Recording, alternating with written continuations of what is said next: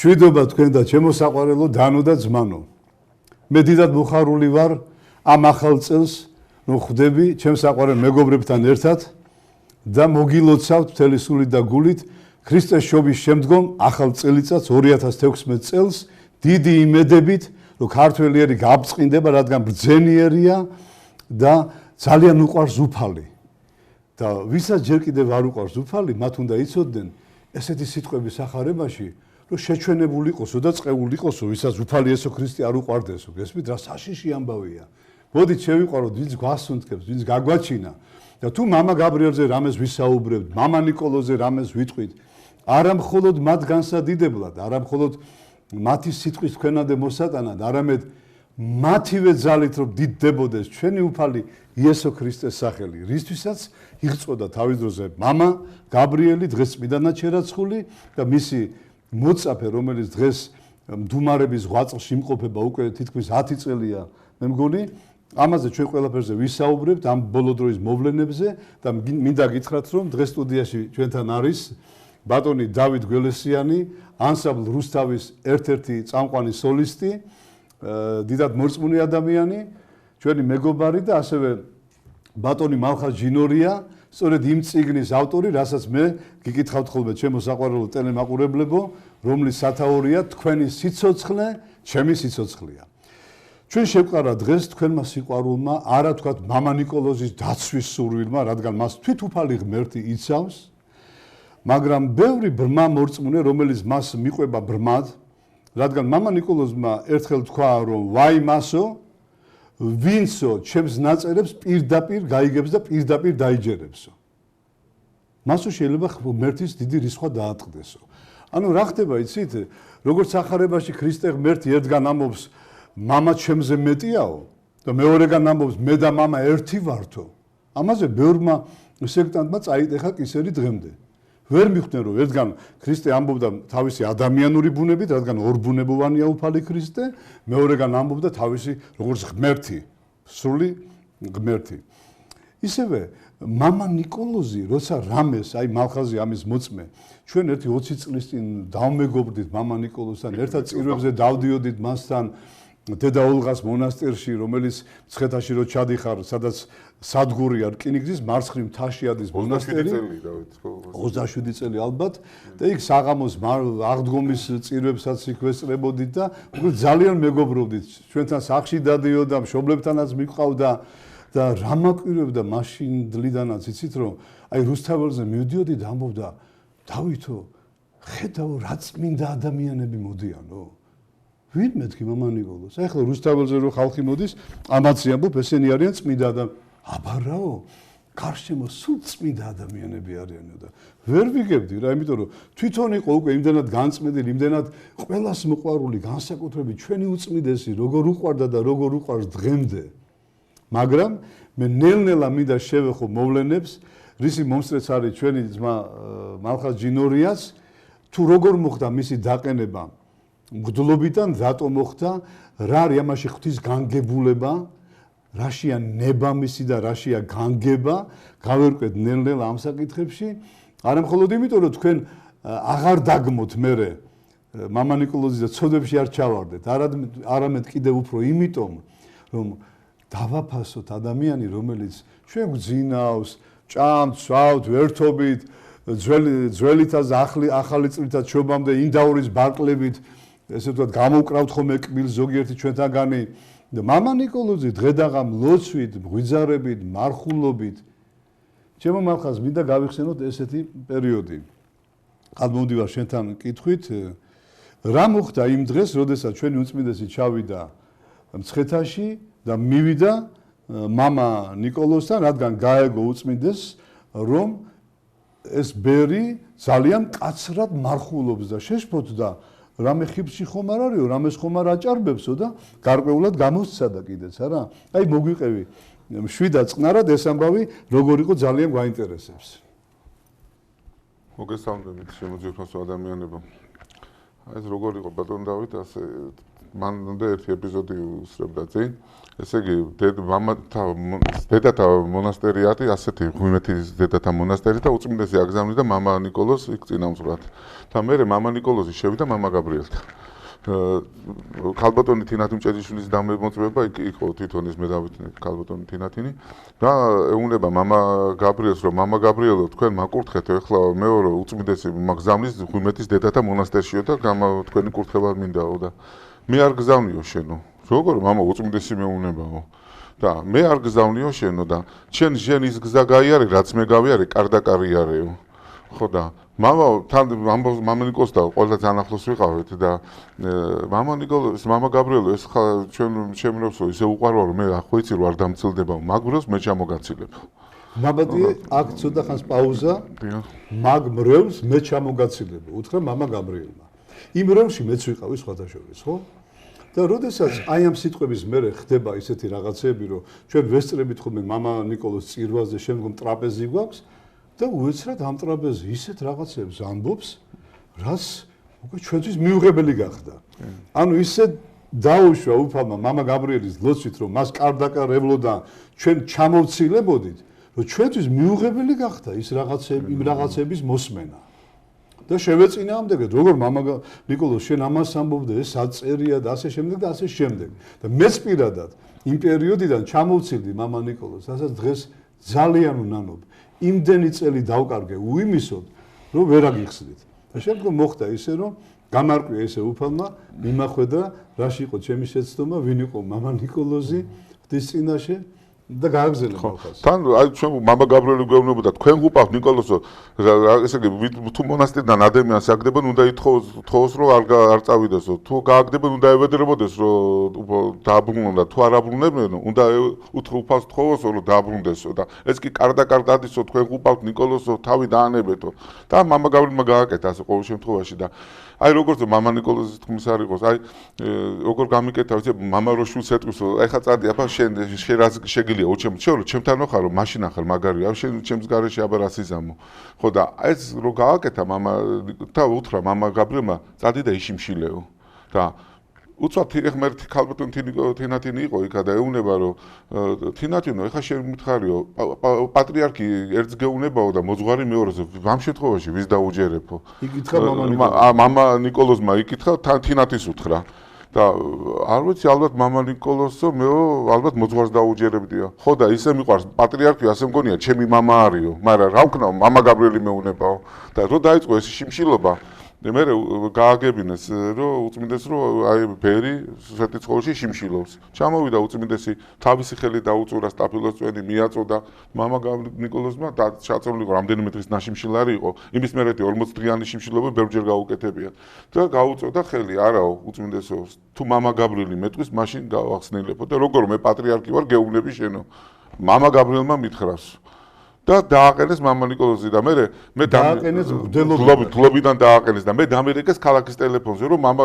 ნიკოლოზი ურჩა მამა ისა უწმინდესო და რა გავაკეთოთ ჩამოდიო რა შენცო რა უთხარიო რომ შეასრულოს უწმინდესის ისაო და მეც ჩავედი გაბრაზებულმა მაშინ იყო სვეტიცხოველში აქეთე იყო კელიები თუ გახსოვს ბატონ დავით დასაწყისში ის მოანგრესი პირველი ოთახში იყო მამა ნიკოლოზი იწვა და მამა ნიკოლოზ როგორ გაბერმეთ უწმინდეს როგორ ეურჩემეთ მე ხან მეც მეუნებოდი წარმოვიდგინე და არაო მამა გაბრიელმა მითხრას და გავახსნილებ იქ შემოვიდა ორი მონაზონი სამთავროდან და გეხვეწებია მამა ნიკოლოზ არ გინდათ პატრიარქის ურჩება გეხვეწებით გაახსნით არა მამა გაბრიელმა მითხრას მე გაბრაზებული ახლა არ გაიგო მამა ნიკოლოზ და გაბრაზებული ავედი იმასთან მამა გაბრიელთან და მამა გაბრიელ უშველო მეთქი მამა ნიკოლოზ მეთქი რა ხო ხედავ რა საკეთეს მეთქი უწმინდესმა უთხრა გაახსნელო და ეს შიმშილობსო და რანაირად იქცევა მეთქი რა და მამა გაბრიელს ვეხოცე ნიკოლოზი სწორედ მოიქცაო გამიკვირდა რანაირად მეთქი და იმიტომ რომ მე ვაკურთხეო იქვე გამაჩერა რა ესე იგი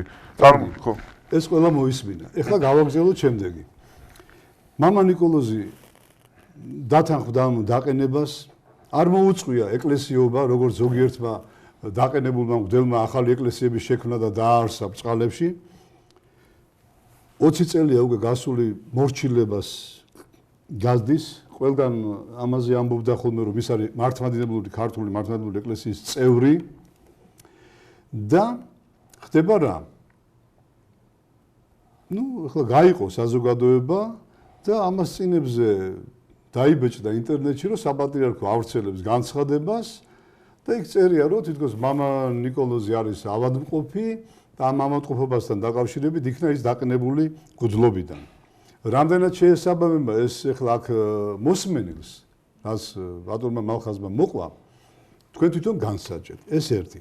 და ჩვენ ძალიან გული გვწყდება რომ საპატრიარქო შეიყვანეს შეცდომაში ალბათ განსაკუთრებით ეს მოხდა იმის გამო რომ ზოგიერთი ცოტა მოფანატო ელემენტები რო იტყვიან ადამიანები რომლებიც როგორც იოანე კრონშტანტელს ლამის ხელზე კმენდნენ ქრისტე ეგონათ იმდენად დიდი წმინდანი იყო რომ ის აღარ აკმაყოფილებდათ რომ მისი ხელით ზიარება მიეღოთ ცდილობდნენ რომ მისულიყვნენ ზიარების დროს და ეკბინათ კლავზე რომ მისგანვე კლავიდან სისხლი პირდაპირ მიეღოთ გესმით რაღაც ამდაგვარი თუ ცოტა ამაზე ნაკლები ხალხი არის რომელიც ხატებით მისი სურათები დადიან და აწერია რომ ხსნელი და გადამრჩენელიო მამა ნიკოლოზი მართლაც ბევრს გვიშველის ქართველობას და საქართველოს და ბევრსაც გადაარჩენს ესე რომ ვთქვათ მაგრამ თვითონ კი არა ქრისტეს ზალით ღმერთის ზალით ეს მაინც დაეწერა იმდალოცილებს ხო და ეს უკვე ზოგმა დაიხვია ხელზე და ეს როგორ წერიაო და სწორიცაა როგორ შეიძლება ადამიანს მიაწერო ხსნელობა და გადამრჩენლობა ქრისტეს გარეშე ხო? აი უკვე შეცდომაა დაშვებული და ეს უნდა განიმარტოს. მაგრამ არიან მისი ღრმად მორწმუნეები, მათ შორის აგერ ბატონი დავითის, რომელმაც თავისი პირადი ცხოვრები და მაგალითით იგრძნო და მიხვდა მის ძალას, ვინ არის მამა ნიკოლოზი და რა სხვისი მონათხრობით და მასაც გადავცემთ სიტყვას.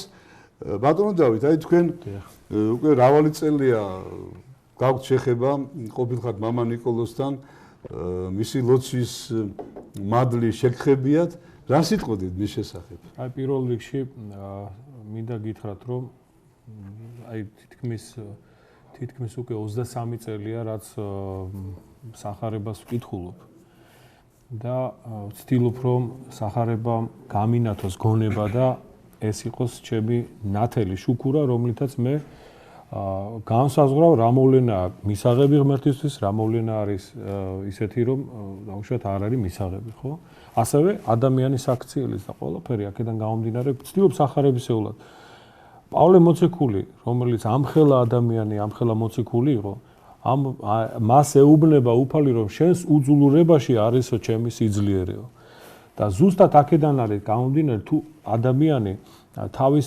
უძულურებაში წარმოაჩენს ქრისტეს და მის ძლიერებას. აი ესეთი ადამიანი არის ჩემთვის ის მისაღები პიროვნება ზუსტად რომელსაც შეიძლება ვენდო.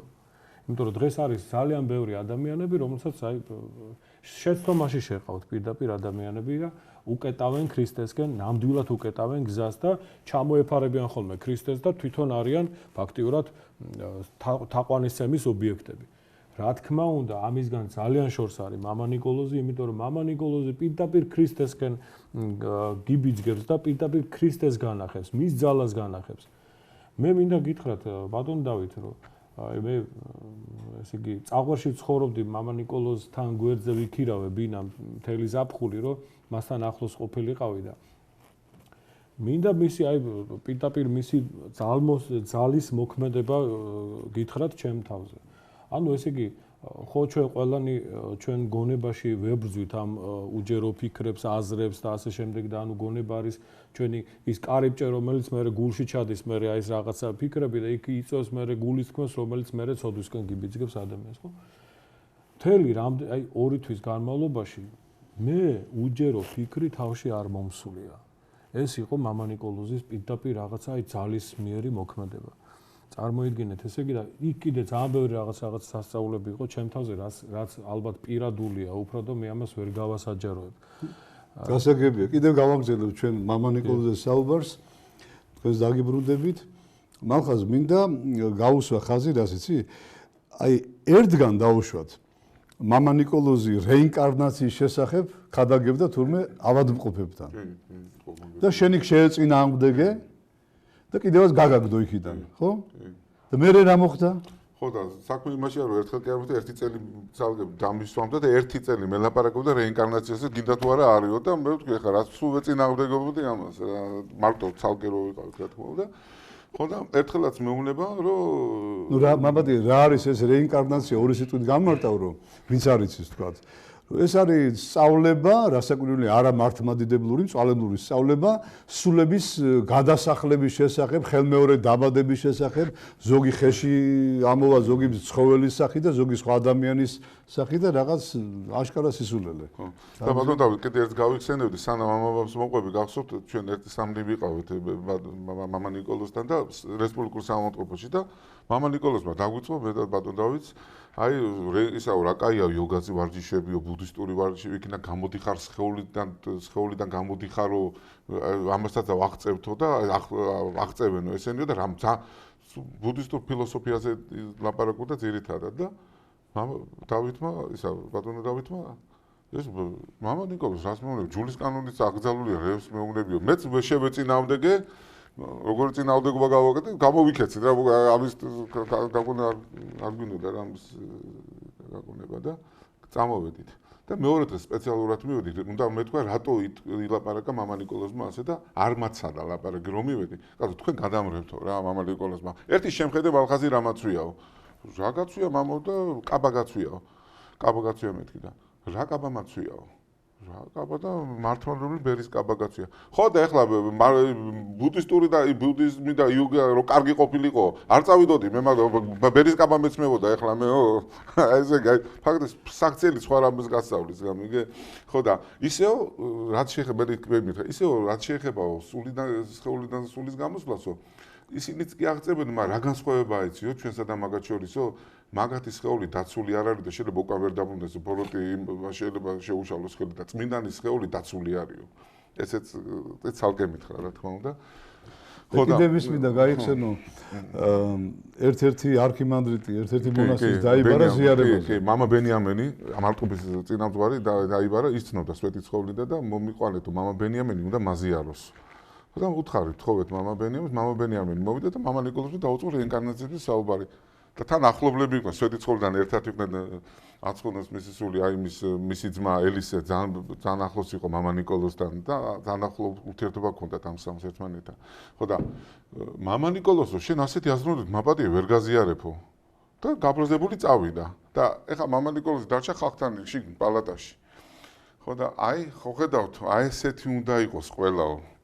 თორე ნაცნობი ხომ აზიარებდაო. ყველა აი ასე უნდა მოიქცეს და სწორე მოიქცაო მამა ბენიამენიო. აი ეს ჩვენ დაგვანახა ეს და მამა ბენიამენს ეკოდა არიქაო რაღაც ხდებაო ესე. ესე იგი დაუკვირდით რა მაყურებლებო. რასაკვირველია სალოსის მოქმედება ყველას არ ეხსნება, ვერ გაიგებს. იმის მერეც რაც დღეს თქვენ აქ ჩვენთან მოისმენთ, შეიძლება მამა ნიკოლოსმა ისეთი რამები გააკეთოს, რომ ჩვენი საუბარიც ესე ვთქვათ გაქარწყდეს იმით, რომ არაო კაცო ეს ნამდვილად არ არის სწორ გზაზე ვიფიქროთ.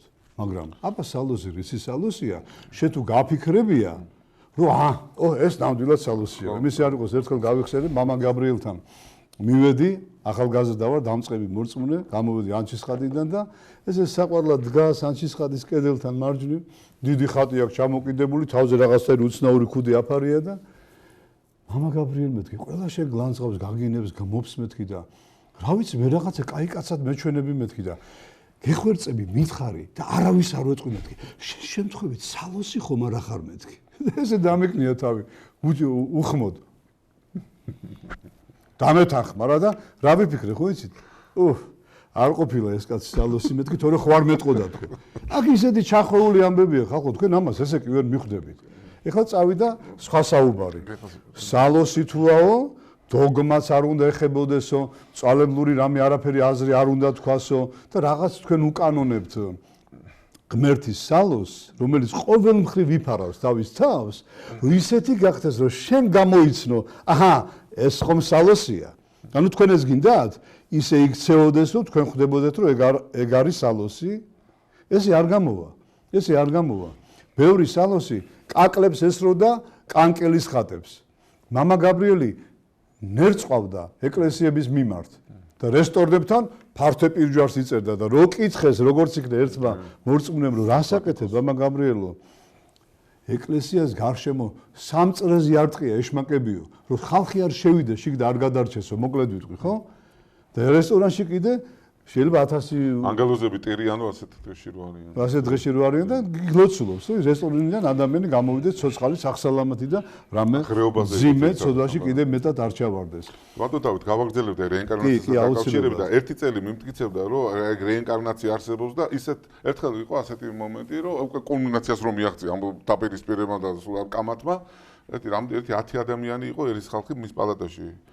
პატარა პალატა იყო 2 ადგილიანი და იქ 10 კაცი ვიყავით დაახლოებით გოგოები ბიჭები ასე და იმ მომენტში შევედი როცა ამბობს რომ ასე რომ გადმოვედი ისევ ხელმეორედ რომ დავბრუნდიო მე კიდე გავძლიერდიო მე ისევ ამედიო მაპატიეთ ეს უნდა ვთქვა იმიტომ ისეთი ზღაპრებს ყვებოდა გაგეცინდა მე წმინდანები კუჩი გამყავდა რაღაც სასწაული რაღაცეები თქვა და ესენი უსმენენ ეს ხალხი მე არიქა კარგად არ არის ეს საქმე მეთქი და მამა ნიკოლოს მეთქი რევს ამბობ მე უკვე ვერ მოვითმინე რა რევს ლაპარაკობ მეთქი და თან წინა დღეს აი სასწაული რა არის ბატონო წინა დღეს დავამთავრე წიგნი მამუდაშვილმა ჩამოიტანა რუსეთი და ასე ალექსი კურაევის წიგნი იყო რანე ქრისტიანство и перенесенные души სულებთან დაკავშირებით რეინკარნაციას დაკავშირებით იყო ძალიან ძლიერი წიგნი იმიტომ რომ ბასილი დიდის ივანე კრუპირის სწავლებები იყო და სოფლიო კერპის მამების აი რატო არ არის რეინკარნაცია და მაგ გქონდა წინა დღეს დამთავრებული და მომზადებული კიდე უფრო მეტად აი ბასილი დიდი ვახსენე ივანე კრუპირი ვახსენე და უცბად მეუნება ასეთ რაღაცას. ეს ყველაფერი გადაკეთებულია, შერაიცი ეს 800 არისო, მე ცოცხალები პრაქტიკულად ასე იყო. მოხე რა პრაქტიკულად. წიგნებსაც რო არ დაუჯერო მეთქი, ჯერ სულმა მიიღო მეთქი, ყველაფერს თავი დავანებოთ. მამა გაბრიელი რომ მეუბნება მეთქი, ისი წიგნი ხო არ იყო მეთქი. მამა გაბრიელი ამბობდა, ერთხელ მოდის ადამიანი. ხო, ერთხელ მოდის ადამიანი და ერთხელ ეძება შანსი გადარჩენის. ამაში რა ფერ მეთქი, გადაკეთებულია წიგნი მეთქი, მამა გაბრიელის ნათქვა მიან მეთქი. ეს რო უთხარი, არ მოეწევ. აბე ახლა ჩქარო, თან წინა დღეს გაზი მომატანია, ბალონი როა, ცისფერი ბალონი. ის უკან დამებრუნა, ეხა წადიო აქიდანო და ისეთი მეჭხუბა, ისეთი ყვირილით, რომ ორი ექიმი შემოვიდა, ხომშვიდობა არისო. და საერთოდ ჩემმა თვალებმა არ დაგინახოს, მე მასწავლი აქ როგორ არისო. გაბრაზება შუა დღე არის, იქნებოდა 1-2 საათი დაახლოებით. მოვედი სახლში. დაღამდა. და ეხლა გეტყვით, აი 8 საათი, 7 საათის ამბავია და ჩემი ახლობელი ჩამოვიდა საბერძნეთიდან ნანული მერკვილაძე, ისიც მამაგარბიდან დადიოდა და იმ დღეს მირეკავს ასეთ ხო მირეკავს რომ ალხაზიო შენთან შეხვედრა მინდა, ой, ნანული გამიხადა რომ ჩამოხვდი, რასთან დაკავშირებით მეთქი და აი რეინკარნაციასთან დაკავშირებით მინდა რაღაცები კითხო. კი ბატონო, უკითხე, მაგრამ შენ ვინ გითხრა მეთქი? აი ხა მამა ნიკოლოსთან ვიყავიო. და გამიკვირდი ხო მამა ნიკოლოსთან ვიყავ მე რა მეთქი და აი შენ ესე იგი ეხლა ვიყავიო მამა ნიკოლოსთან რომ შევეკითხე რეინკარნაციებზე რაღაცა მინდა კითხოთ ასე მითხრა წადი ხა მალხაზისთან და მაგი როგორც გეტყვის ისი არისო და ეხლა შენთან გამომიშოვდა იქნება ამიხსნაო რა როგორ არ გავაკვირდი აგ მეჭხუბება იქ იმაშვება და მეორე დღეს წავედი ისევ მე ვთქვი ეხლა უკვე მივხვდი რატომაც მიკეთებს ასე და სპეციალურად და მაინტერესებს რატო გააკეთა და მამა ნიკოლოსთან ავედი და მეორე დღეს. აი მამა ნიკოლოს ეხლა კი მივხვდი რომ სპეციალურად აკეთებენ. ისე ხომ მაგარ ფანტასტიკურ რაღაცებს ყვებიო. ესე ჩემნაირ დისისულელოს ანტიქრისტე იტყვისო. რატო მიულე მამა ნიკოლოს მაგას მივხვდი. ამ ქრისტიანის ტვინის განძრება აღარ უნდა თუ. საერთოდ ფიზიკის კანონიაო. ფიზიკის კანონიაო. აი თერმოდინამიკის მეორე კანონიც არის. საწინააღმდეგო უნდა უთხრაო ადამიანს რომ ამოხმედო და ფიზიკოსია. კი, და ამოძრავო. ეს საერთოდ მამა გაბრიელი სულ ასე აკეთებდაო. საწინააღმდეგოს გეტყოდაო და მე აი თუნდაც ერთ ფაქტს გავიხსენებ ბატონო ინთვარის გავუკეთე ერთხელ მამა გაბრიელმა რეკლამაზე გავდივარ და გაითვალისწინე 1-2 წუთი გააკეთა. კი ბატონო და მამა გაბრიელი ეუნება მე რეინკარნაციას მინდა გავაგრძელო საინტერესო თემა და მამა გაბრიელმა უთხრა ოთარის რომ ოთარიო აი ხო წერია სამარეტელ დედაკაცთან რო არის მაცხოვარი და რეუნება უკტავების ისა ჭასთან რო არისო მე რო გვიწეო წყარო იმას არ მოწყურდებაო ისო ტყვილი წერია და გაგვირდა ეხლა როგორ სახარებაში წერია როგორ ტყვილი წერია მამა ტყვილიო არა იქ არასწორი წერიაო და ალბათ ვიფიქრეო ბერიანი და ალბათ იცისო რასაც მეუნება მეორე დღეს იგივე გამიმეორეო სამარიტე დედაკაცთა უფალი რო იყო და რო უთხრაო რომ ამ წყარო და ვისაც კი მოწყურდება მაგრამ მე რო წყარო მიწვე იმას არ მოწყურდებაო მაინც მოწყურდებაო შო ვიფიქრეო და თუნდაც მართლა შევწუხდიო და მე რომ მოვედი სახში ერთი კვირა დამჭირდაო ვეწინააღმდეგობოდი ჩემ თავსო რა ერთი კვირა დამჭირდაო და მე უკვე გაბრაზებული მივედი მამა გაბრიელო სახარებაში იწერიო შენ რას მეუნე როგორ მეუნები მაგას და მე რა სხვანაირად გითხარიო სახარებაში როგორ წერი ესე არის ყველაფერი ზე თვითონ დააწვევი და აი ესეთი ასე რომ ჩვენ ჯერ ბავშვები ვართ სარწმუნოებაში ვინც ყელყელაობს და განიკითხავს სალოსებს, დიდმამებს, ბერებს, აქაო და ჯულის კანონები თითქოს მათზე უკეთ იცის, ეს არის ხიბლი ხალხო. ეს არის ხიბლი. ის კი არა ხიბლი, რომ ამხელა მამა ხიბლში დაადანაშაულო. ჩვენა ვარ თვითონ ხიბლში ისინი, ვინც ბედავ თავის დროზე გაბრიელს უგმობდით, ლანძღავდით, უსწორებდით საკითხებს და ესე იგი გვეჩვენებოდა რომ რაღაცას არასწორს აკეთებ და ეხლა კიდე უფალს კი არ დალებიან მიწაზე წმინდანები. ნუ წმინდანები რომლებიც გახდებიან წმინდანები, როცა ამ ქვეყნიდან გავლენ ეკლესიური შეფასებით თორე განა წმინდანები მიწაზე არ არიან? აბა ვინ იყო პავლე მოციქული, პეტრე მოციქული? მათი ჩრდილი, მაპატიეთ, როგორ კურნავდა ადამიანებს თუ კი ისინი არ იყვნენ წმინდანები? ამაზე გიფიქრიათ? ამიტომ დანარჩენ ჩვენ გავაგრძელებთ ღვთისმადლით რეკლამის შემდგომ ილოცეთ ჩვენთვის, ჩვენ ძალიან გვიყვარხარ და გვინდა რომ ყველანი ერთ აზრზე მოვიდეთ და არ ვიყოთ გმობნი, არამედ მოყვარულნი უფლისა და ერთმანეთის.